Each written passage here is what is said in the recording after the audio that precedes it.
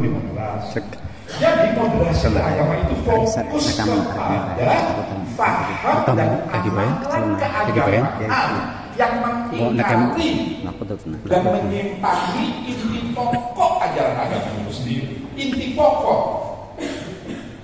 Maka untuk menjadi moderat diperlukan wawasan, ilmu pengetahuan, setidak-tidaknya kemampuan untuk memilah, membedakan mana yang usuli dan mana yang furu'i, mana yang universal, mana yang partikular.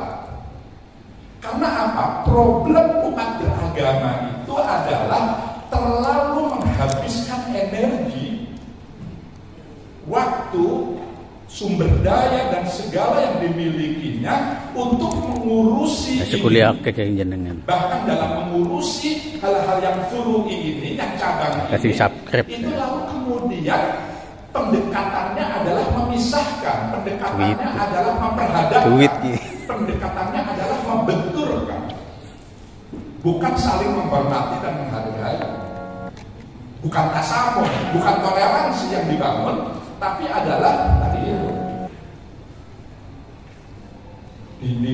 diperhadapkan, dibenturkan.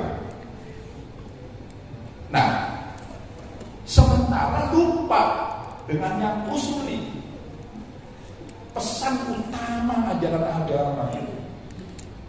Kok panjenengan jadi musuhan dengan tetangga, dengan teman, dengan orang lain hanya karena beda iman?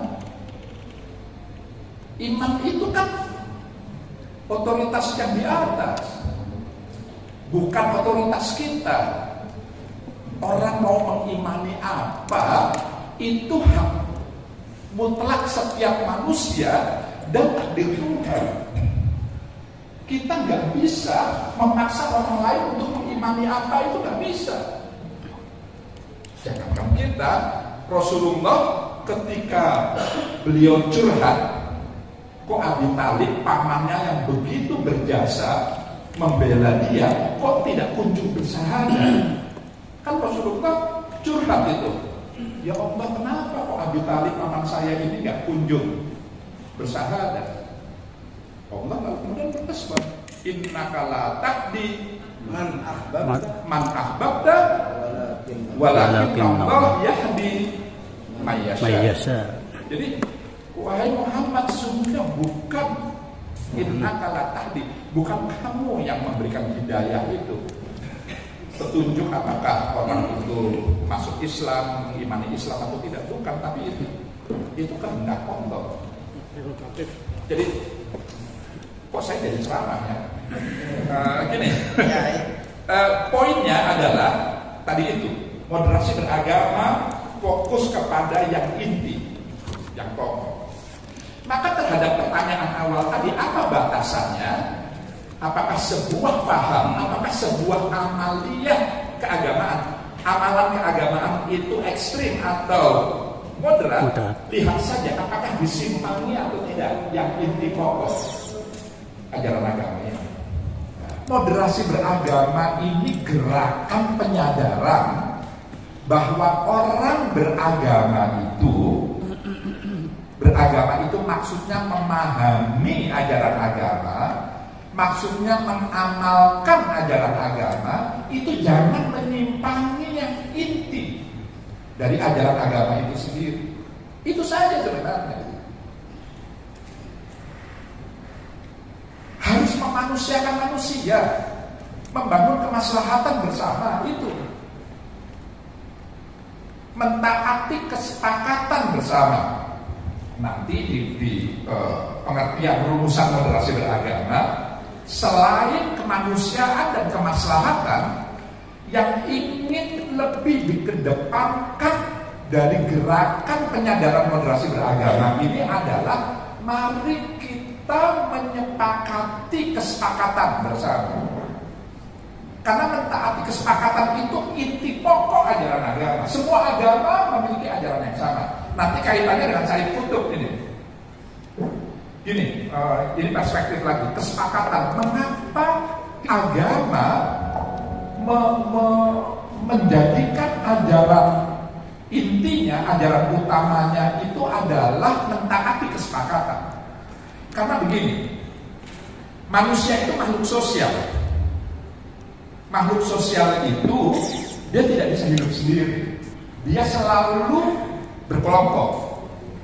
Manusia itu makhluk koloni. Dia bukan makhluk soliter, bukan kayak ular. Ular itu soliter. Ular itu nggak peduli, dia bisa sendiri saja, nggak peduli siapa mertuanya, siapa mantunya, siapa anaknya, nggak ada urusan dia.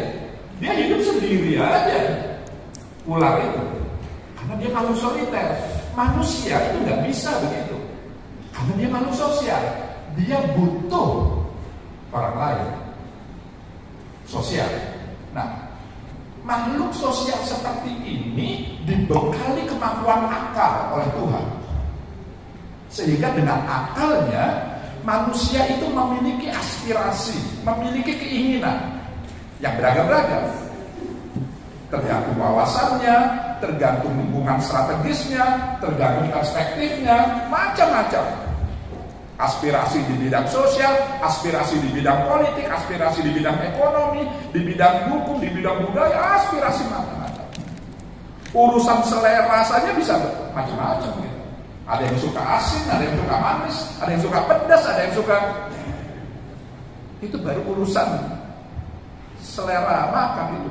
Kita itu beragam sekali selera. Nah, Anda bisa bayangkan makhluk sosial yang nggak bisa hidup sendiri, yang selalu berkumpul, memiliki kehendak, keinginan, aspirasi, kemauan yang berbeda-beda, tapi harus tetap dalam kumpulannya.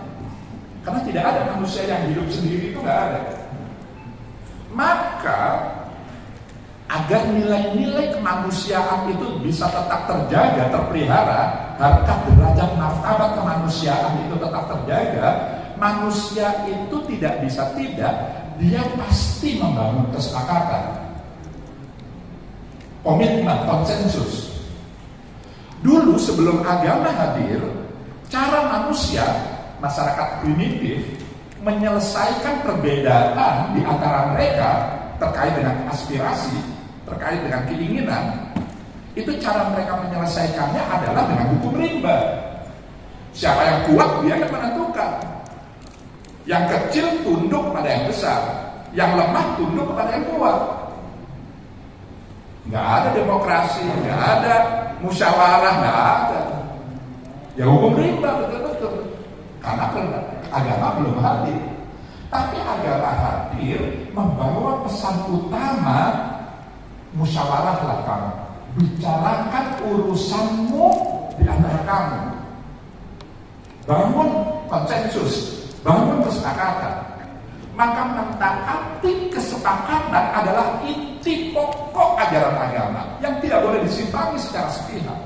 Secara sepihak nggak boleh. Itu pesan. Sedikit saja perspektif. Cara Tuhan mendidik kita untuk pertama menyikapi perbedaan dan mengajari kita bagaimana kita belajar menjaga kesepakatan. Itu adalah dengan lembaga pernikahan. Ini ada KUA di sini ya? Ada penghulu? Ada.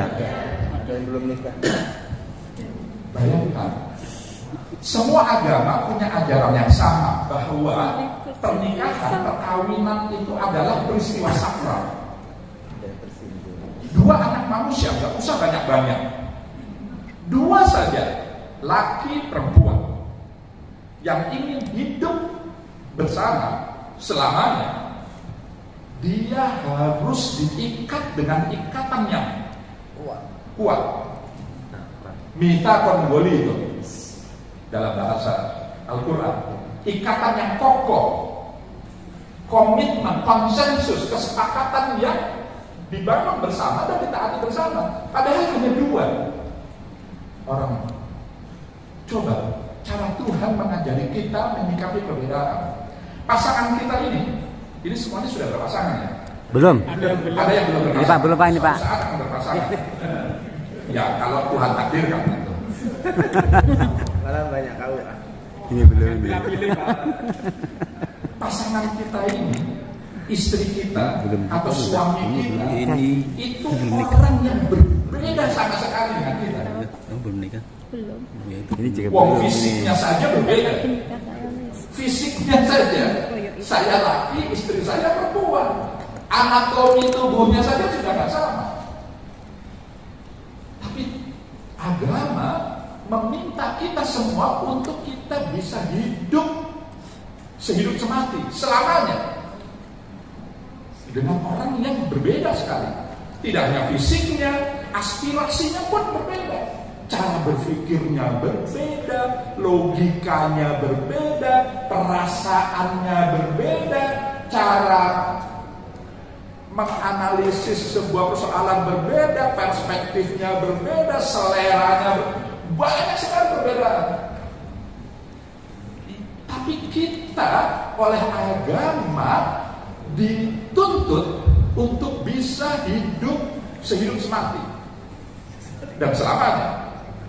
Itu kita sebenarnya sedang diajar oleh agama, tentu oleh Tuhan, bagaimana kita menyikapi keragaman. Maka keragaman itu yang dituntut dari kita bukan menyeragamkan keragaman itu. Itu sesuatu yang melanggar takdirnya. Kan nggak mungkin pasangan kita harus menjadi kita. Istri saya perempuan harus jadi laki-laki, kan nggak bisa. Cara berpikirnya harus seperti saya, enggak.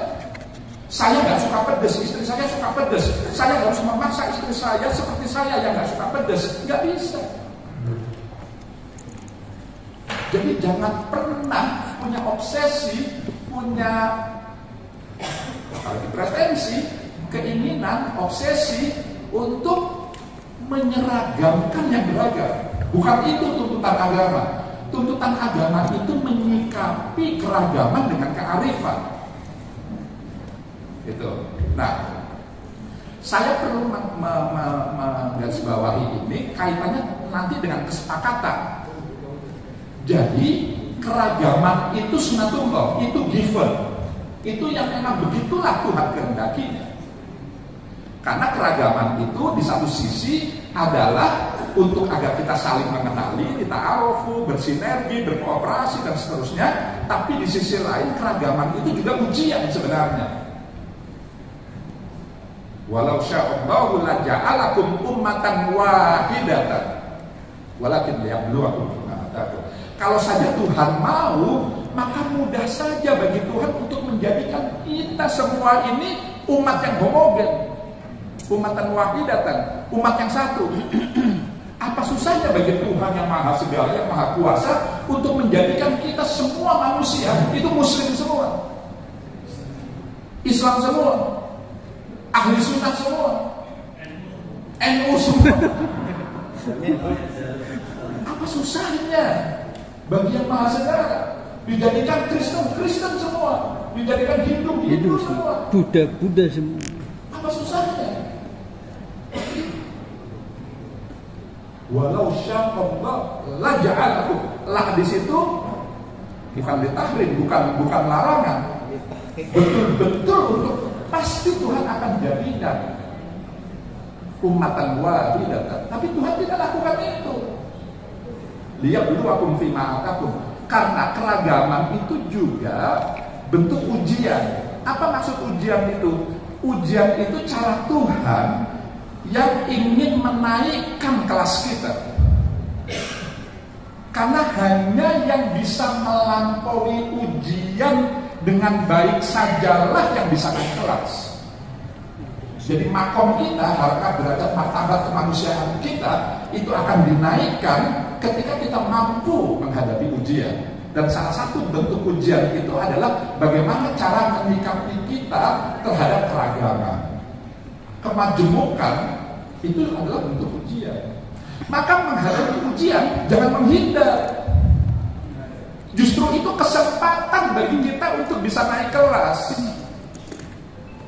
Karena gak semua orang mendapatkan ujian. Jangan salah. Kadang-kadang aduh jauhi saya dari ujian. Bukan. Ujian jangan dijauhi. Ujian itu dihadapi. Karena kalau kita menjauhi ujian, kalau kita nggak pernah diuji, kita nggak akan pernah naik kelas. Ya kalau kita nggak pernah naik kelas, ya kita ya begini-begini aja. Terus. Oke, ini lagi-lagi jadi saya ceramah ya. Tapi poinnya gini, kembali kepada kesepakatan. Maka menghadapi keragaman itu manusia tidak bisa tidak, dia membangun kesepakatan. Maka dalam rumusan moderasi beragama, cara pandang, sikap, praktek beragama dalam kehidupan bersama dengan cara mengejawantahkan esensi ajaran agama, yaitu yang melindungi martabat kemanusiaan dan membangun kemaslahatan umum berlandaskan prinsip adil berimbang dan menaati konstitusi sebagai kesepakatan berbangsa. Itu menjadi ukuran, menjadi indikator, menjadi parameter dari moderasi beragama. Bagaimana kemampuan kita menaati konstitusi sebagai kesepakatan berbangsa. Karena tadi itu kesepakatan itu mutlak harus dibangun dan harus ditaati dan tidak boleh dicederai secara sepihak. Termasuk Pancasila. Termasuk bernegara, berbangsa ini kan kita kumpulan dari kemajemukan, keragaman. Nah, terhadap tadi itu, hukuman bunuh diri itu menurut moderasi beragama bagaimana? Kalau konteksnya saya tutup, kita bisa pro kontra, bisa setuju atau tidak setuju. Ikhwanul Muslimin itu ketika zaman saya kalau menghukum saya kok pakai pecut, pakai itu kan menyakiti, dijewel sampai merah, Dipelatok, distrap, misalnya, itu kan melanggar HAM itu. Yang untuk konteks sekarang itu nggak pas, itu salah, itu berarti itu. Ingat, dulu itu diterapkan karena konteksnya, dia punya konteks masa lalu. Seperti dulu ada hukum pancung, ada hukum rajam, karena konteksnya pada saat itu sistem tata sosial, lingkungan strategis, ekosistem yang tentu tidak sama. Jadi jangan pernah mengukur sesuatu dengan kondisi masa lalu dengan kacamata saat ini. Ya pasti gak akan pas. Wong kacamatanya kacamata sekarang untuk melihat masa lalu. Kalau mau melihat masa lalu, menilai masa lalu, ya pakai kacamata masa lalu. Maksudnya harus dilihat konteksnya pada saat masa lalu. Nah, jadi seperti itu. Tapi selama dia fahamnya tauhid, hanya mengimani yang satu, yang tunggal, tidak ada kemusyrikan dalam makna yang esensial dari itu. Yang esensial hanya syariatnya yang beda, tata caranya beda. Ketika tata cara itu ada di wilayah ini, moderasi beragama tidak mengusik wilayah ini, karena ini bukan otoritas kita untuk menghukumi dan menghakimi wilayah ini. Biarlah nanti yang di atas sana untuk menghukumi wilayah ini. Tapi kalau yang di sini, ini pesan utama dari agama, pesan utama dari Tuhan itu sendiri. Kenapa agama dihadirkan? Yang tidak boleh disimpangi dan tidak boleh diingkari. Maka moderasi beragama ingin mengajak mereka-mereka yang karena satu dan lain hal mengingkari ini, menyimpangi ini untuk dibawa ke tengah. Karena dianggap ini sudah terlalu berada di pojok, di kutubnya yang ekstrim. Begitu. Yang intinya bahwa agama itu hakikatnya tidak mengenal kata musuh, kata lawan, kata musnahkan, hancurkan. Itu bukan bahasa agama. Mengapa saya perlu mengeksplisitkan ini? Karena belakangan ini para pemuka, tentu sebagian, tidak semuanya, atas nama agama, di mimbar-mimbar agama, di rumah ibadah mana saja, orang mendakwahkan kata-kata yang sebenarnya tidak dikenal oleh agama. Musnahkan, hancurkan, bunuh, lawan, bunuh tadi.